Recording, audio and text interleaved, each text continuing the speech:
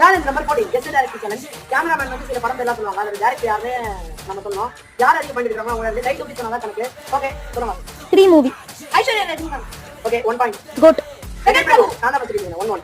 Love today. Pradeep Narayanan. நான் தான் பத்திரிக்கேன் 2-1. Ponniyin Selvan. Mani Ratnam. VIP. 4-1. Soundarya Rajinikanth 5-1. வாரிசு. வாரிசு வம்சி பைவலி 6-1. ஷாஜஹான்.